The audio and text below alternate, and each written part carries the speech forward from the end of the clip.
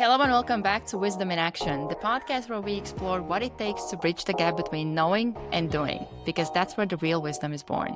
I'm Ostra Putninja, Brazilian's coach and podcast strategist, and I created this space to have honest conversations with real experts and bring practical insights you can apply, not just think about. Today, we are joined by Brian Parana. Yep. Okay, thank you. A seasoned health coach who's been helping people take control of their health, fitness, and confidence for over 2 decades. Married to his high school sweetheart and raising 4 kids while running a thriving coaching business, Brian's all about helping people take simple, practical steps towards better health, even with a busy life. Brian, welcome to the Wisdom in Action. Welcome. Thank you. Thank you. I really appreciate being here and having me on. So to start off, I'll ask you a question that I ask every guest that I get on. What's one piece of wisdom that changed everything once you started applying it? The power of consistency is totally it. And as you know, with your training that we were talking about, and you've talked in the past podcast, you only get better through consistency. And of course, learning the right way to do things accelerates the productivity, the results, the process, but you have to do the thing long enough to get good at it.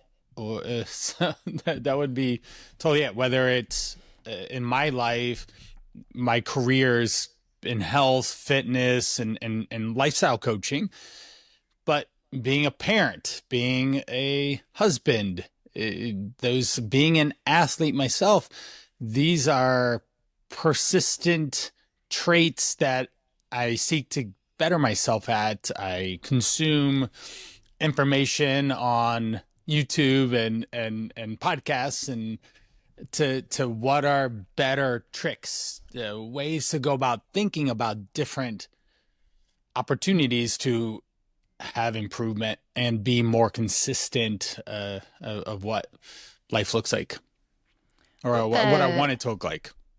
With the consistency, what are some of the myths, misunderstandings, or things that you think people are getting wrong about it? Yeah.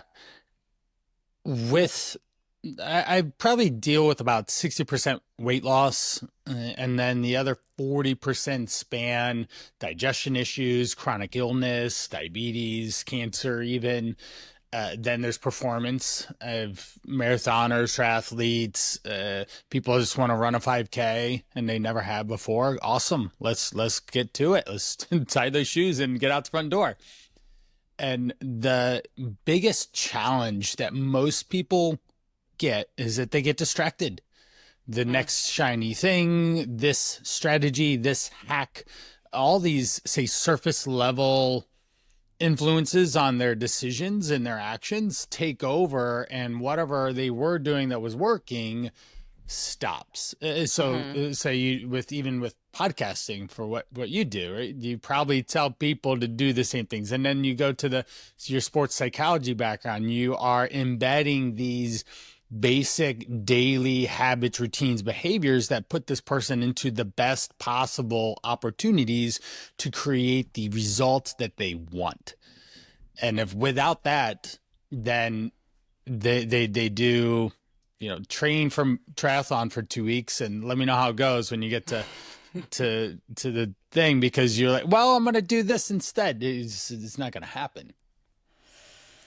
Yeah, it's hard to master something when you jump from one thing to the next. Right. But even without actually, like, one thing that I want to add to that consistency, I think big one that I see is that many times people think that just because they stop, that's like done deal now. Because right. I think the big thing, and I have learned this with my experience and also with people that I'm working, is that it's not that. I think it was during my I did like a challenge a few years ago, and there was like a segment of it where I was talking about, like, a lot of times people ask, how do I make sure I don't lose focus? And I'm like, you will lose focus. It's inevitable. Yeah, it's part of it. But then the most important part of it is how quickly you gain it back. How Right. quickly so you focus, instead of focusing on not falling off, you focus on getting back up as quickly as Right. you can and like making that gap shorter and shorter. And Right. it's something that I have seen a lot. Even in my experience, I would be like, oh, well, I broke my streak of doing this many days in a row or whatever. Or I would be like, oh, it doesn't count if it's small, but it's like it's adding up and you actually can Right. sustain it if it's small enough. Right. I have a client actually I literally just got off the phone with, Sandy. She's down in Florida. She came to me with high cholesterol and she mentioned she wanted to stop smoking. Well, we've been playing that game too, because that's part of getting healthier. That's part of managing cholesterol, heart health, and everything else. And we agreed that when she wanted to take a cigarette, that she would send me a smoke emoji, cigarette Mm. emoji, and so I would get them occasionally, and then we would just prompt. You being a great coach too, you'd say, okay, so what's happening that is causing this desire to smoke? And then when we can start to see the insights of the situation surrounding her, then we can start to actually give real solutions for her to overcome. Well, unfortunately, there's a situation at the work and there's a tremendous amount of stress and we have a relapse. It's we're getting her to think about being a non-smoker. That's the category that she's putting herself Identity. in, which is Yeah. tremendous and a big step forward rather than I'm going to count how many days that I have not smoked. Why are we counting? It shouldn't be necessarily a badge of honor per se. Be like, I made it 364 days without smoking and then life happens and your streak is over. But we agreed today that she was just smoking and drinking because there's a lot of stress. But Monday morning, there's a deadline. There's a very finite line where things have to be turned in and things have to be done around this stressful event. She's going to turn it in and go for a walk. She's going to make sure that she is not smoking. So we go back to this. She had a 2 to 3 week streak, so to speak, but now she's recommitting and redefining. Whereas before, this could have just lasted for another 6 months, 6 years before she finally built up the courage or the confidence or whatever she needed to stop smoking again. So exactly what you just mentioned of just being able to get right back up and get to it. Yeah. And I think it's also another way to look at it is like you can measure your growth based on how quickly you get back on. Like for me, Oh, big yeah. one, and it took me a while to actually understand that for me it was binge eating. And the more like recently one of my clients had one expert on the podcast talk about like emotional binge eating, and I was Sure. like, oh, what she's describing is binge eating. That's exactly where I would have like those behavior patterns. Right. And I remember like for me, I have always been active, always been like training, all that. But Yeah. my weight would be fluctuating because of that. And that was the only, like, there's one thing that she shared that was so powerful. She said that a lot of times what we do with those behaviors, whatever the behavior is that we have learned that works for us, is we're trying to regulate ourselves. And that's what we have learned that Right. works. And we just stick with it. And a lot of times I think, and I'm really curious to hear your insights because you are in that space. Like, I think a lot of times when it comes to the weight loss, we try to focus on the surface, which is like, oh, I just need to fix my eating. Or like I would have it. For me, it was annoying. So many people would be like, well, you just need to eat better. And I'm like, ah, like That's not I know helpful. that. It's even like thinking about like bridging the gap between knowing and doing. I know Right. it. But then when you are in that emotional state and it's like it's been a pattern for literally like 10 plus years, tell me that then, but I'm in that point, I'm isolated. I'm in that setup where it's just you and your thoughts and your old patterns, behaviors, and the only thing you know how to regulate yourself. So with that, I'm curious to hear your, based on your experience, like when it comes to the weight loss, a lot of like what would be or what have you noticed are some of the biggest struggles or maybe some of the reasons why it has been a struggle to lose weight? Because a lot of times we know what we need to do. We Yeah. actually, at least we have like not all the tricks and all that. And it's not even you need to do all that. You just need to exercise more, eat a bit better, eat a bit less, or whatever may be the case, drink some water. we know all that, but then in your Right. experience, what have been those, what is getting in the way of actually doing it and sticking with it? That's a very interesting comment and thought process here is that yeah, everyone does know what to do. Weight management is simple, but it's not easy. We understand move more, eat less, or at least eat an appropriate amount for how many calories you're Yeah. burning.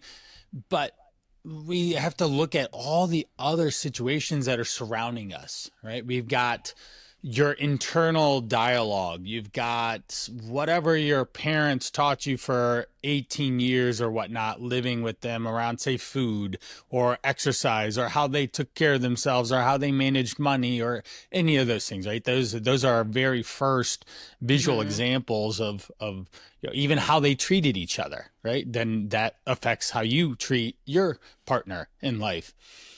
So we have that. We have marketing, right? How much external influence are we getting bombarded with every single day? And I keep doing this because it's constantly like this all the time. There's the shiny objects, all these things that are coming, the next best secret, the whatever Hmm. the thing may be. And the basics work. Generally, most people, here's the secret.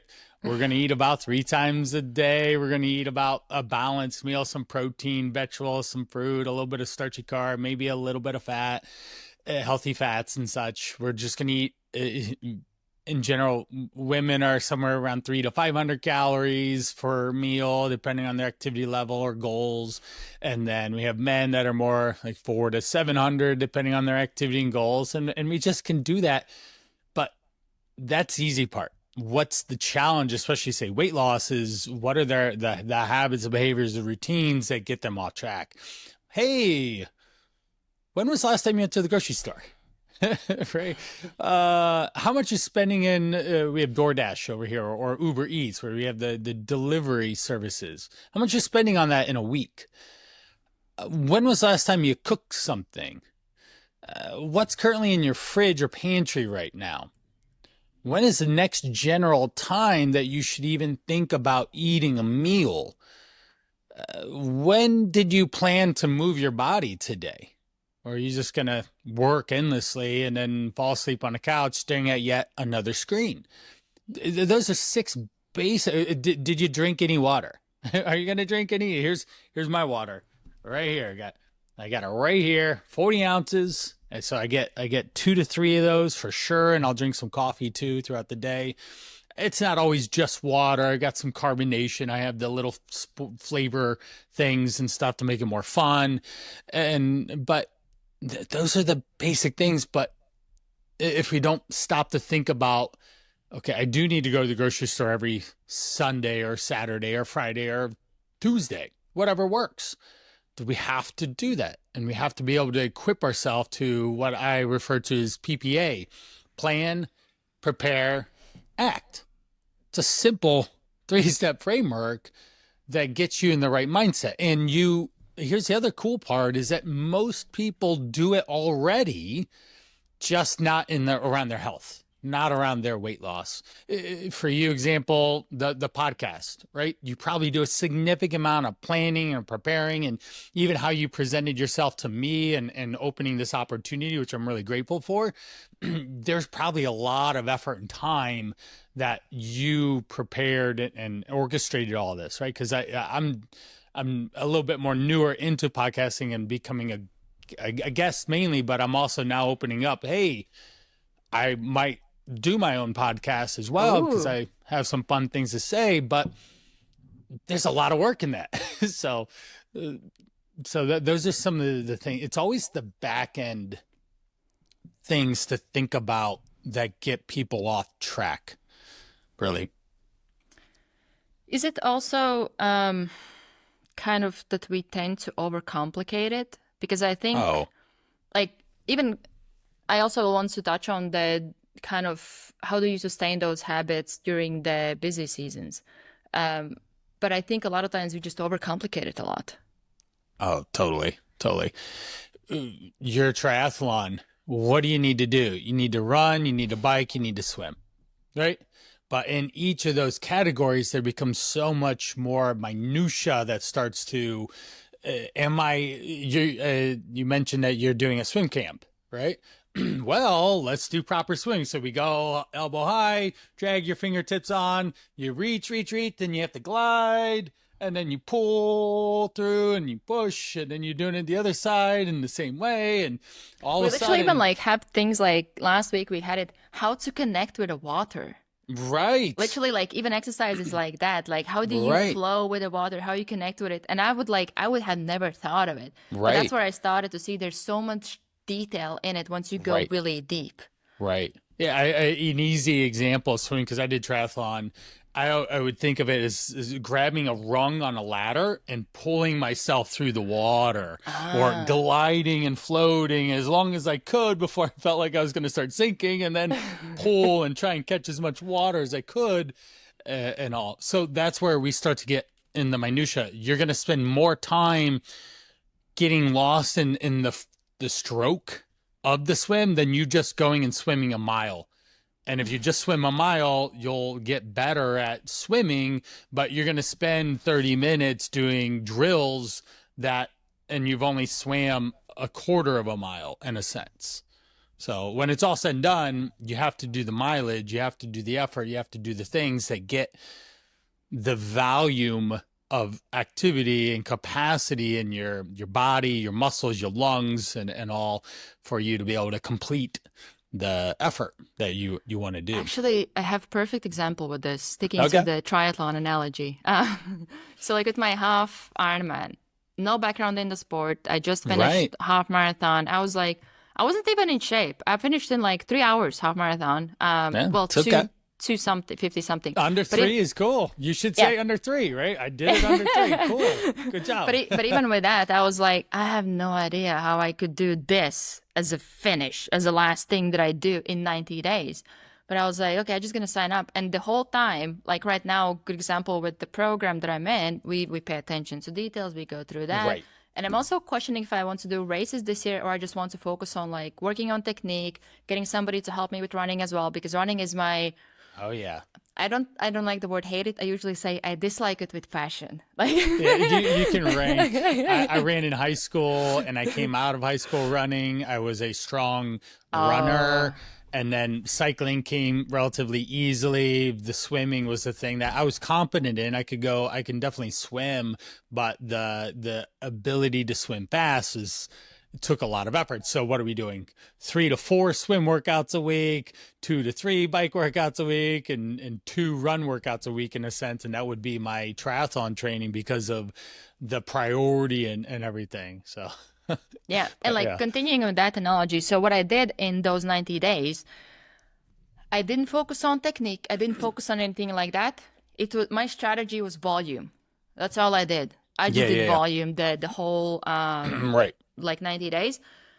And that's sort of how I got even like and right, it was interesting because like some people that would be following me that are like closer like friends, relatives, things like that, they would like comment like, "Oh, you're like you're looking good, like you're getting better." And I'm like, I don't know about like I would be like I could see it, but then I would like I don't really know because the weight didn't change as much. Like I only had right. like the difference was I think maybe like 4 kilos, but then Okay. the week before the race, out of nowhere, I had this like, because I know where it was. I had a call with one of my coaching clients, and he has done half Ironman, and he's like, "Have you sorted your nutrition?" I'm like, "No." "Have you sorted your transitions?" I'm like, "No." And I was like, that was the first time when I'm like, I don't know if I got it. Like, I have only 1 week. Um, and I remember like I had this thought to compare my before and after, and I looked at the results, and I'm like, wow, I'm already winning. I don't like. Yeah. I probably can figure it out within like a week or whatever. If I don't, I'm just gonna deal with it on the day. But which I did with going from swim to bike. Ooh, jelly legs. That was an interesting Yeah. experience. Um, but Yeah. like it was for me it was purely just focusing on volume and just trying to do Right. that. And now when I'm in at this phase, I'm like, I actually want to. I know I can finish it, even if it's purely just on willpower. But I also want to work on the technique, and that is much Sure. more in detail. But I think a lot of times what we end up doing at the beginning of the journey, we want to do the second part, which is the details, instead of focusing on just focus on that Right. 80% instead of 100%. That 20% is all the like nuances, Right. details, things like that. Do you have any advice on how to actually focus on that, or what would be the main things to actually focus on to simplify the whole process? The the one thing that comes to mind is the most important tasks. What are the main priorities that need to be accomplished for you to reach your goal in a day? Doesn't matter what the subject is or what your interest is. If you want to be good at this, you have to prioritize these things. That's what's going to create the success. So, three important things. Okay, I'm going to for most people, especially starting out, I'm gonna move my body. I'm gonna walk 10K steps. I'm gonna drink more water. Usually they're always under drinking water. And then I'm just gonna practice portion control. I'm not gonna go for seconds at dinner. Mm. Those are, say, three important things to get yourself in a significantly get a significant amount of momentum. That's what I call my program is momentum, because I'm always meeting people where they're at and I'm trying to get them unstuck from that situation and moving them forward toward whatever their goal is. And week by week, day by day, choice by choice, meal by meal, we're making these decisions. And if you're chronically not prioritizing yourself or these things, then you're never going to get there. It's impossible. If we do something long enough and with the effective undertone of I want to lose weight, or even say gain weight, right? If someone has gained 30 pounds, they've effectively done a pattern of behavior for a certain amount of time that has created that. And now we have to change those patterns of behaviors to get them to lose the 30 pounds. But I always remind people, hey, you're in a calorie deficit. This is a little bit more challenging because we're 30 pounds down, or 14 kilos, and we have effort that needs to be made to now burn off those extra calories that you've stored up. A calorie debt. We're paying off the calorie debt that you've put on your waistline. And so that's it. The three important things of always prioritizing. You have to sit down the night before. You have to start the day off. You have to have post-it notes. You have to have alarm clocks on your phone. You have to write it down. I have my notebook. It's right over there, so it's conveniently out of reach. But I've got a book and I've got three scrap papers that are all the things that are important for me to move forward. This is my most limiting constraint right now. As soon as I move through this, I'm going to find the next one, and then I'm going to find the next one, and that's how you can become an expert in anything. So, I love this. And I also wanted to talk on the busy, challenging seasons, and what helps yes. with those. And with that, I also have a example of what I have found to work for me and what didn't work. And what didn't work was to pretty much like neglect myself and and kind of prioritize work to the point where I was like, oh, I don't have time. This is the priority. This is what I need to Yep. do. What I do now, actually, when I have the busy season, which is kind of contradicting to what would logically make sense, is I actually start to do 75 hard. And Okay. during it, like that's when I have two workouts a day. I get myself Right. outdoors with one of the workouts. I take care of the eating. I take care of the water. I read Right. something for myself. Those like 10 Right. pages a day. And actually, the way I look at it is kind of like the package for me to make sure I don't neglect myself during that season. And I take care of myself, and I I don't necessarily prioritize it, but it's at the baseline. It's not even at the baseline. I'm probably gonna Baseline. get Yeah. better with like 75 hard. You're probably gonna get better, but Right. is there like something or some advice or some stories from some of the people that you have worked with about navigating those busy seasons and making sure you don't neglect yourself and your health? Right. The last 20 years, 23 years, since 2002, I've been standing in front of someone or talking to someone about health, fitness, nutrition, lifestyle. What's in my experience, me doing this profession, what have these people done? They've gotten support. They've gotten some external help, someone that's biased toward them being better.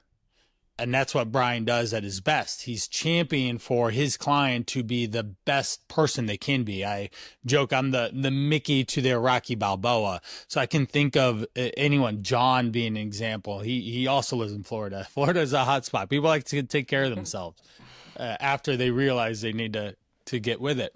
But John's a business owner. He has two kids. He's got grandkids. He's got a lot going on running the business. And he got 60 pounds overweight, and he thought he was doing it right. I have pictures even on my phone from that he shared with me of him at the gym doing the ab machine, and he unfortunately just looks like this round shape on that thing. And now at 62, he's lost 60 pounds. He's the most fit he's been in 20 plus years. He's wearing pant sizes that he wore in his 20s. And why? Because he recognized that he's really good at some things and he's not good at taking care of himself, and he got some external support. And that's okay. Humans, we're social creatures. We're not supposed to do everything on our own. Rewind 1,000+ years, we were in villages and tribes and groupings of people, and we still are, but with social media and just the internet and everything, there's a lot more individualism happening, because you can just go hide in your basement and play video games for years on end if you wanted to. And that's okay for some people, but one could also say, what are they missing or lacking in their life that they are so out of touch with actual physical contact with someone, if that were to be the case.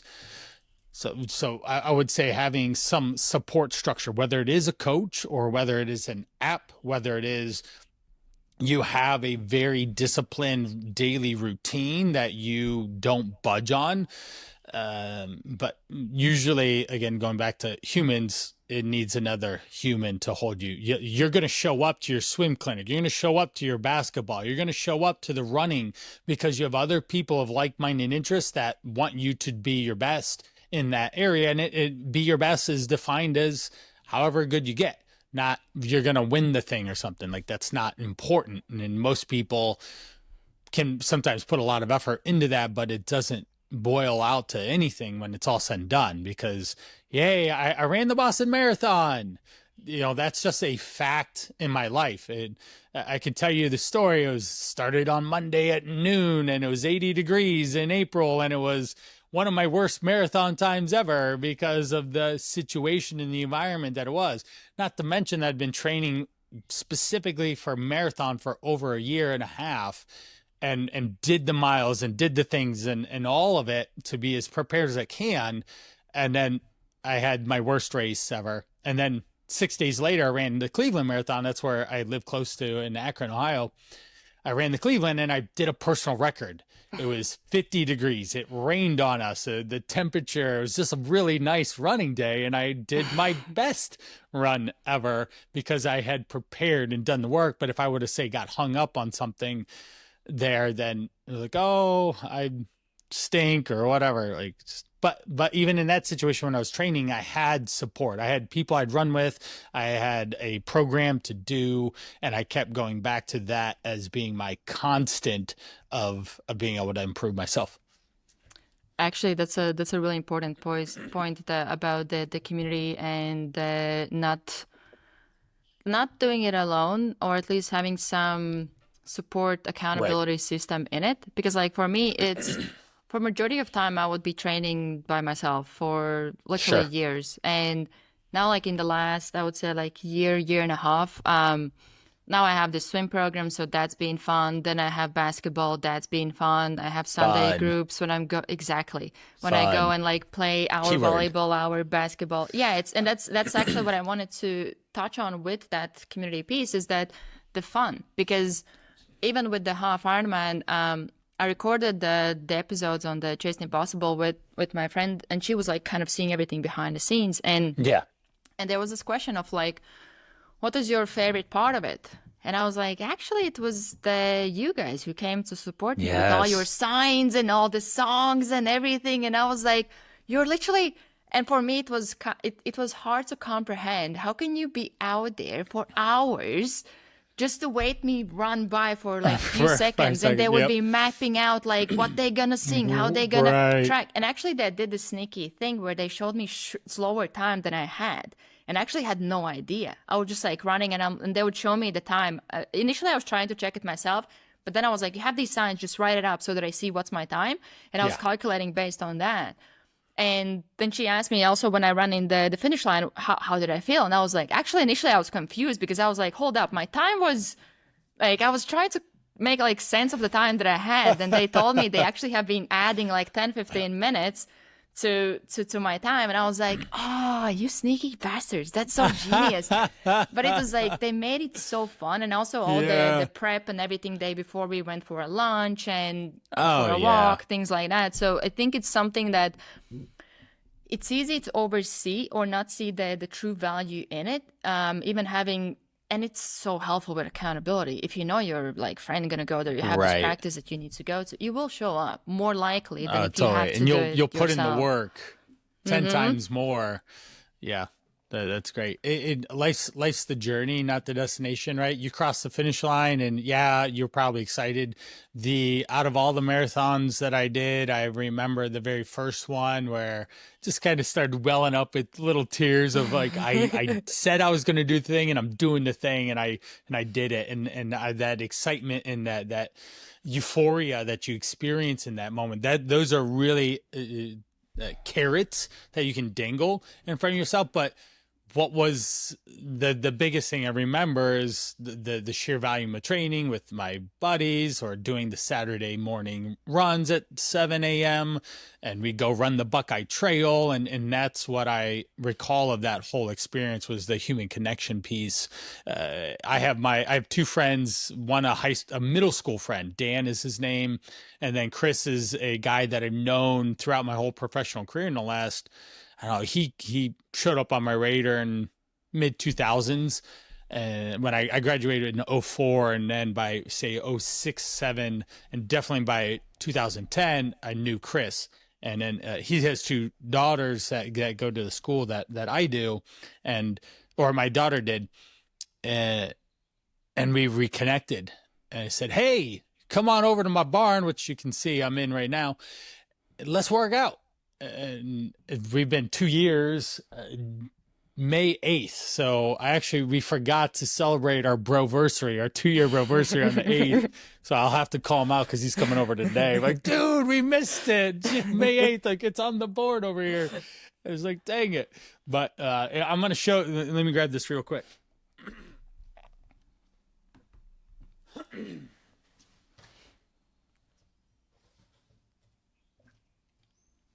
All right, speaking of the journey, right? Hanging out with Chris, this is what we've done. Now, this might not mean much to anyone, but this means a lot to me and Chris.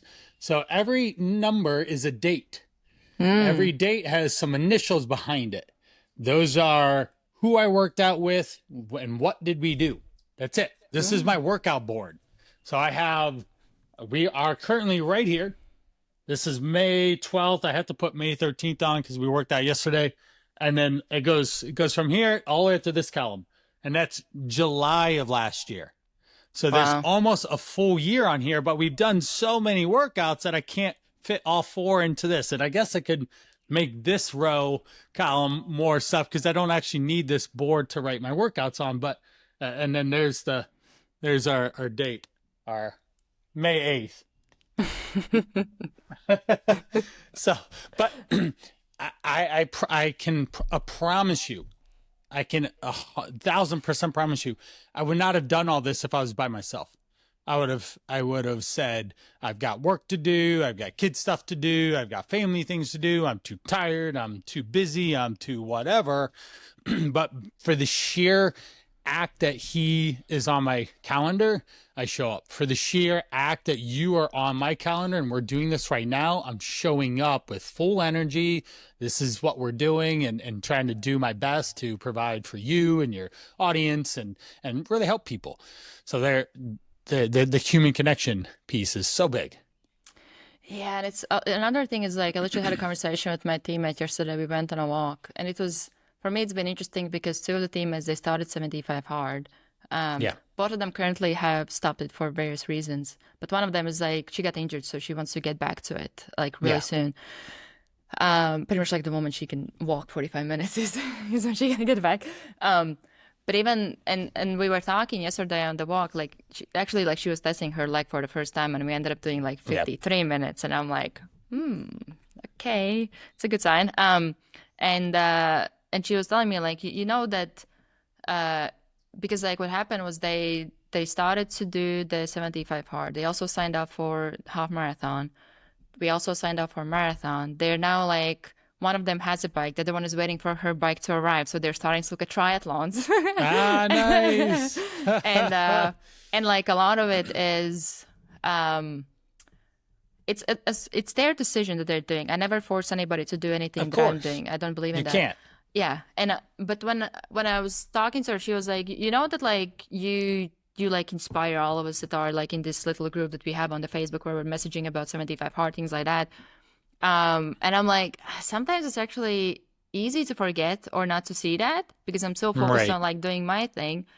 But also it's in some ways, like I have seen it with few mentors that I have had where through their example, I'm actually getting better or make decisions where I'm like, oh, actually I want to do this or I want to do that. Right. And I have experienced it with some people, but not to this direct example, because even with my social media, I was surprised by it. Last year I was documenting my journey. Every day I was posting kind of the workouts that I did. And I had two people that messaged me that they're signing up to half Ironman this year. And I'm like, what? And I remember thinking like, oh, you don't have to be big to inspire people, because I thought like, oh, for you to have an impact, you have to be like big, you know, like only when you have these like tons of followers, you can like inspire people. And also I realized, which I have seen with several people that have ended up signing up for half marathons, is that actually you don't have to be the best to inspire people, because I'm really bad at running. But what I give to people is by me being average, I give them permission to actually go and do it, because I'm like, listen, I'm way slower. I don't have the pace. I don't have the technique. I'm not, I don't think, well, I don't know if I'm made for running or not. I will have a running coach that will help me and then I will get the answer. Sure. But until then, I'm like, I don't know if it's not my thing. And if I can do it, you easily can do it, because they share what they already are doing. And I'm like, listen, you already have it. And it's kind of like through that, I give them permission to actually go and do it, because they're like, well, there's two things: if I'm average or if I'm doing things to extreme. Because the same thing was with the cold swims. I do winter swims and I was like filming them. Yeah. That's like, it's partly why I'm always looking to live in a cold place. Because it's way different when you do it in winter in like outdoors. Which also like few of my teammates joined me. I think we had like one weekend. It was like a few months ago. It was like, I think February. We did one swim. There was like 6 of us. There was literally nobody there. So it was like a private experience. And they were like, oh my gosh, we should have done this earlier. I'm like, I've been telling you this whole time. And they're like, let's go again next week. Let's go next. And now the season is over, but I'm pretty sure the next season they're going to join earlier in the season. But it's been like really interesting to see how by sharing my world or what I'm doing, some people get experiences and they're like, oh, I love this. And now I have company where it's not just me doing the things that I'm doing. You have more like people that you can go do stuff. And even like when they share about their running, I'm like, oh my gosh, like I've been into this for a while and you're making it look so easy. And then I'm like, okay, I have motivation. I want to get a coach. I want to work on it. And then I want to like try to keep up with them when we do like some workouts. And I'm like, I need to go on runs with you so that I can try to keep up with you. That's so awesome. Called winter swims in the ocean or something. I did 90 days in a row 1 year. Wow. That's every incredible. Single day. It was like a routine for me. I would wake up. I would actually go down, look at the river, try to clean it up, because sometimes it's already frozen. I would come back up, do my outdoor workout for 75 hard in snow. And hardcore. Then I would go change. I would go back, and I did all my cleaning out. I had the axe and everything. And I would clean it out again, because sometimes if it was too cold, it was too cold, then I had to actually clean it out again.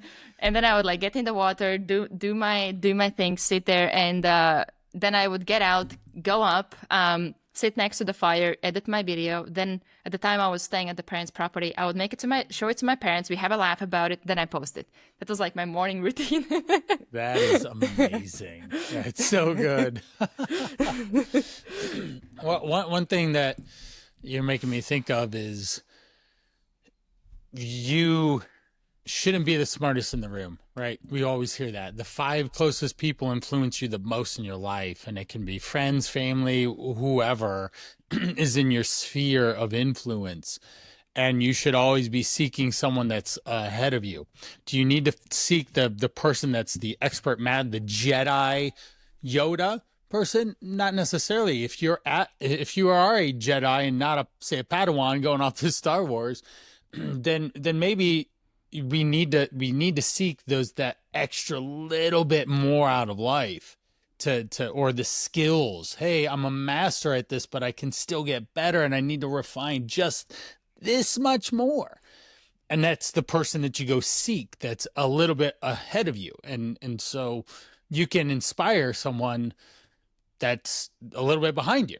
That's perfect. That's fine. And you don't have to be a coach or anything. You can just go take action. You don't have to do 75 hard.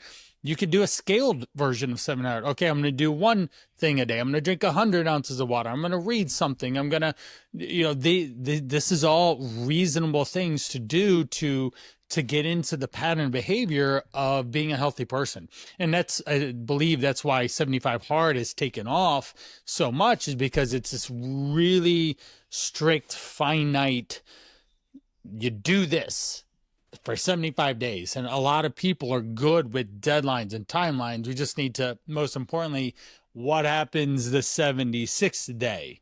That's always the thing. So you have this timeline, you hit the finish line, and then what next? And then people get lost there again because they didn't. And the whole point of this 75 hard was to ingrain behaviors around activity and taking care of yourself, not the actual whatever the rules were. That's you missed the point of the exercise. So yeah, and also within those like 2.5 months, like for me, actually, I'm currently doing my 4th, and I have failed like way more times. Like I have all the stories. It's like any way you can fail, I probably have failed because I have been doing it since he started it. But for me, at this point, even if I fail, for the most part, what matters to me is that it wasn't intentional. I didn't make intentional choice to fail. Right. And secondly is that I start again the next day. Right. So I don't sit in that failure. Right. And I'm focusing more on like building it as a lifestyle. Sure. And it's something that, like, even what you said about the easier version of it, we actually have like one teammate in the group who made what she calls 75 easy peasy lemon squeezy. Yes. But the problem with that is I'm trying to convince her that that's not easy peasy lemon squeezy. Being consistent with the task that you made for 75 days, you need to give yourself more credit. It is easier version, but it doesn't mean that it's easy peasy lemon squeezy. So I'm trying to like convince her to have like different name for it so that she also gives her more credit, because it is a lot to be consistent. Whatever you choose to be consistent with for 75 days, that's a lot. It is 100%. Totally agree. A lot of people have the misconception when they get on their initial phone call with me and we're just going through, hey, can I help you? Is this even a good fit? That I'm going to sign them up for the 8-day week Arnold Schwarzenegger program, or I'm going to sign them up for the marathon training program. And I'm thinking here, you haven't moved more than 5,000 steps in a day for a decade. Why in the world am I going to do any of those things? I'm going to have you, can I get you to do 5,000 steps a day? Can I get you to do 6,000 in a couple days? Can I get you to 10K in 3 weeks? Because for that person, that might be appropriate for them, their mentality, their body, their habits of behavior. Because I've seen this, and you've probably seen it too. People go all in, and next thing you know, they're 75 hard, going crazy, and then 8 days in, their knee hurts. Yeah, their knee hurts because they overdid it because they're just not used to moving that much. Yeah, and it's also like scalability. It's like you don't have to go like one of my friends. She started and she finished, and she's not been in the sports at all. So for her, a lot of her workouts were just going on a walk. And it's like, just do what works for you and scale it. And it doesn't have to be that rigorous where you have to do like Right. 2 workouts a day. Start with, I call Right. them baby steps. Like you start Yeah. to do something that initially it's so small it feels ridiculous not to do it. Like Right. Right. Right. it's And like for then you look back and you see this is where I started, but look at where I'm at now. And again, it's that journey in the process. yeah, like that's the it's something that it took me forever to learn that it's not necessarily about the size of the action, then consistency of it, because then also over time you build your tolerance to do more of it. Right. But in the beginning, like you can't jump from 0 to 100 like day Right. one. It takes some time to build it up. Yeah. I've helped people lose 75 pounds, 80, 90, 100, 110. And there's this one story. Jay came to me as 375, pretty big boy. We got him down to 250-ish or so in about 18 months. And he struggled and struggled and struggled before we met. I took his motivation and desire to change and I cultivated that and I grew it with him. But for 6 months, we did very basic things. We walked, he paid attention to his food, he lost weight every time. All of a sudden, I'm talking to this guy for 15 minutes. This guy struggled for years, obviously, with his weight. And he's losing 2, 3, 4 pounds a week because unfortunately he's a big guy, so he could lose that amount every week. But we talked for 10, 15 minutes. I couldn't keep him on the phone long enough. It's like, Brian, you turned it into a math problem. This is so easy. I can do this on repeat. I'm good with numbers. I understand what I'm seeing now in the food that I'm eating. And it launched into, so this is the cool part, is because he was here. He had a desire to change. Awesome. Let's go. And then, okay, what's the next best things? All these little things. So we went about 6, 7 months before we even did anything different. It just like, hey, it worked last week. Let's keep doing it this week. If past behavior can predict future behavior, which is usually the case in humans, then we should still make progress. And we did. We ran into a little stumbling block. We changed things for about 3 weeks to mix things up a little bit. But then we went back to what originally was working before, and then he's lost to over 100. And the even better part, and this is what I absolutely love about helping people get out of their own way, giving them the courage to be better and better health and all. His wife lost 40 pounds just hanging out with us. So their family's lost 150 pounds or something. And then he said, "Hey, Brian, we're gonna have a baby." Like, awesome, this is awesome. And then he's like, I said, a small little joke said, "So, Jay, could you not keep your hands off her, or could she not keep her hands off you?" Tell me what was going on, because at this point we're a year and a half into working together, but just being silly. Then even another step forward was the job had some turmoil on it. He and 2 other people went off and started their own thing. So from way back here where he was overweight and had thoughts and feelings and energy about who he was and how he was and where he was at in that place of life, to way over here, he's got a family and he's starting his own career and job. That's oh my gosh, to be a part of that stuff is tremendously exciting. And this was some of my underlying reason why. And it just started with being consistent, doing the next best thing that was right for him, to then develop and that's the magic that unfolded for that gentleman. I love it. Before I ask you the last question, where can people learn about you, connect with you? Yeah, well, my website, brianparana.com. I'm on socials, Coach Brian Parana, but even easier, I have a 30-day easy actionable tips that you can do. And go figure, right? These are so easy that you will say, yeah, I've seen this before, or I've heard this, or I know of this thing, but you're not doing it. And I always say that even if I've had hundreds of subscribers to it, even if you do, and people reply to me all the time on what they're doing and why they're doing it, but even if you just did 50% of those 30, you're still going to be in a tremendously different place. I talk about food, about exercise, about mindset, about a lot of different things in those 30 days to help shift your mindset, create powerful insights that keep you moving forward. So that'd be the easiest. And I'll be able to share the link, and it'll be in the show notes and all. Yeah. So All right, thank you. And last question is, what's one piece of wisdom you're still learning to live? one piece of wisdom is patience. Ah. Yeah. Patience. Patience in my relationship with my wife, right? I've been with her for over 30 years. She's been in my life. I met her when I was 11. And I still have to be patient with myself and with her and our relationship, because it's fluid, right? It's a living thing. And I have to respect that and honor that and love that and care for it. Patience with my kids, 15, 14, 11, and 9, 3 boys and a girl, high school, middle school. My oldest is driving now.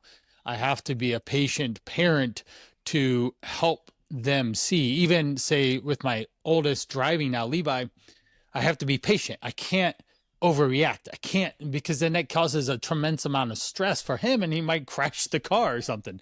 So it'll be, hey, did you see this thing that's about to happen here? Or we ran into our first rubbernecking incident. So he's like this, and I said, hey, there's a car right there. You probably should stop. Right. So my patience of being able to meet them where they're at and not just have a meltdown or a blow up that costs exponentially more time, as all parents would agree. My patience with my physical body, 42 now. If I went to run a marathon, I'm probably not going to feel so good afterwards. And but this evolving nature of who I am physically and my relationship. And I work out, as you saw, very consistently, and just making sure I have respect for where my body's at, and being patient with where, if physically is like, I don't even know how much I deadlift anymore, because it's not relevant. Nobody cares. No one's ever asked me what's your biggest deadlift or whatever. Then probably one of the most focal pieces in my world is business. Patience with my business. When I look back from teaching group exercise classes to getting a degree to being a fitness staff, a personal trainer, a gym owner, a health coach that I've worked with people all over the world now, I have to just constantly be patient, because there are different seasons of entrepreneurship, and you've experienced even, say, the growth of deciding going from just doing your sports psychology coaching and such to evolving into doing podcasting as well. There's a growth, a stretch period of that. And so I'm in one of those phases right now where I've had wild success in this one specific area, and then that specific area isn't going so well as it had before, right? Because everything changes, right? If you have to be able to evolve with the world, with social media, with engagement, with attention, right? And so now I'm doing all this other stuff here, and I just have to be patient, right? You overestimate what you can do one day, underestimate what you can do in a year, which kind of goes along with everything we've been talking about. And that's where I'm at, because I'm a very driven go-getter person. And this is even the reason why you and I are talking, is that I'm putting myself out there. I'm doing all this stuff that I hadn't been doing for years, because I was just doing this direct to coach to clients, very specific direct. But now I'm opening myself up, and that's why I'm here trying to do my best for you and your audience and stuff to create these insights and value. So that patience, there you go. All in all, just being patient with life. Love it.